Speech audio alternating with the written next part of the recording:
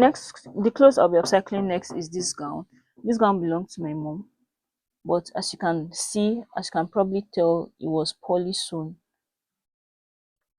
The clothes was poorly sewn, and okay, maybe the clothes would have looked better if the choice of fabric was different, right?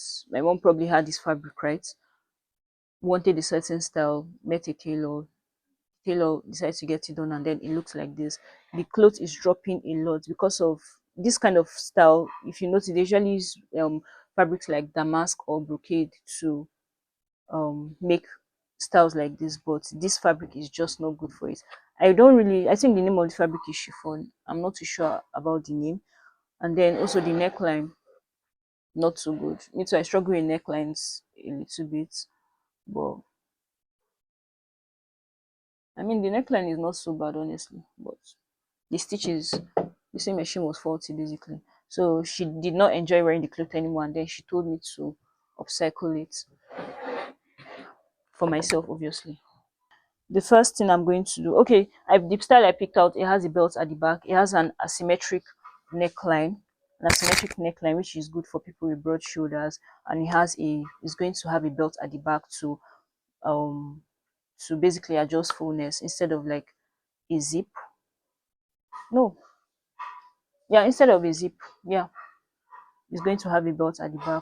Since there's no zipper, you have to make it wide enough for the clothes to be able to like pass through your body without any like hindrance or anything like that. So your waist should be the same measurement as your bust.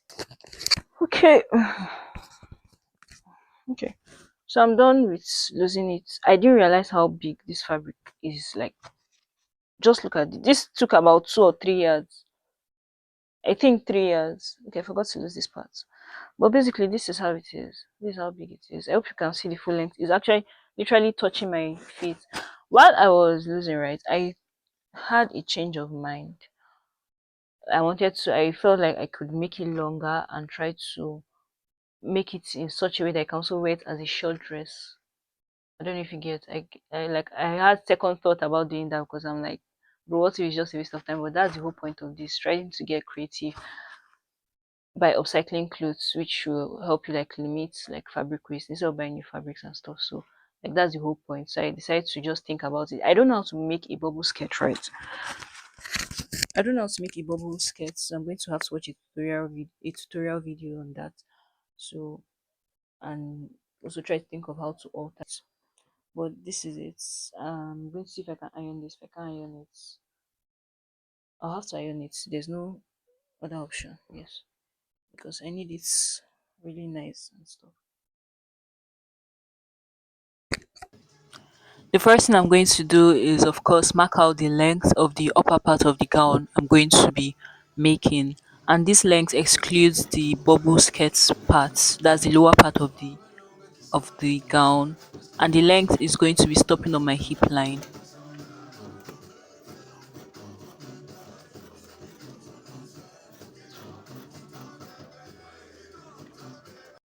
Up next, I mark out the neckline, then the shoulder line.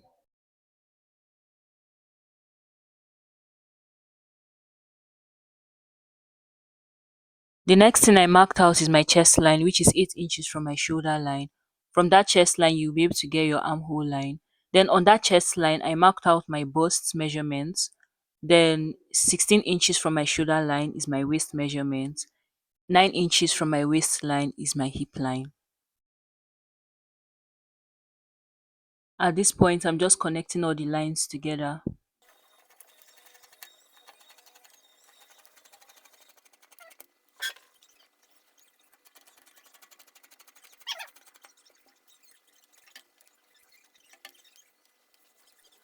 Up next, I opened it up because I wanted to give the neckline an asymmetric cut.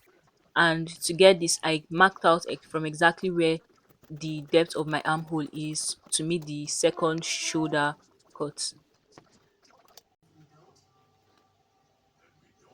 Up next is the bubble skirt part. I actually did not film the sewing or cutting of this part, but I'm going to put the link to the tutorial that I watched it. So essentially what you should do is just to cut the main fabric significantly longer and wider than the linen you're going to be using for this.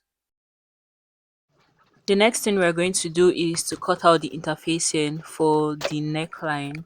We're going to be using an interfacing instead of a bias to give the neckline a seamless and neat finishing.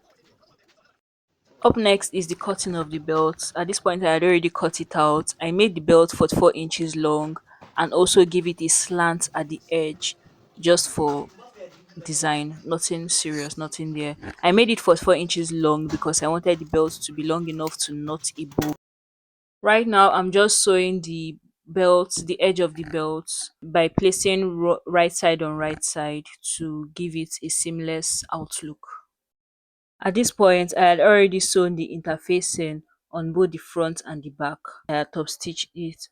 So the next thing I'm going to do right now is to sew the shoulders together, and I'm going to show you just how to sew it to have a neat outlook. So you have to place the right side of the front against the right side of the back, then raise up the interfacing of one of the sides, either the front or the back, anyone you prefer. When you raise it up, you make sure one of them is inside the other, right? Just as you can see me. After that, you sew a stitch about half an inch from the edge of the shoulder, just as you can see.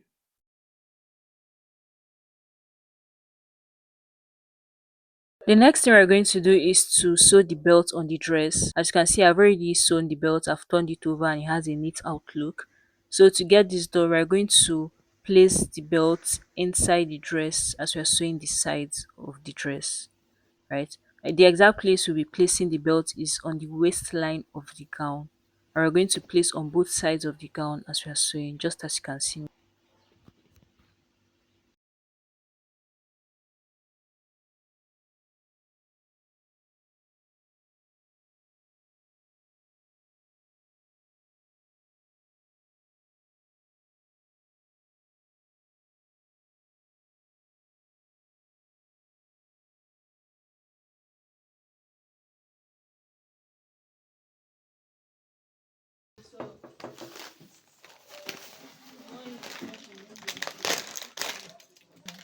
You want to learn a lesson?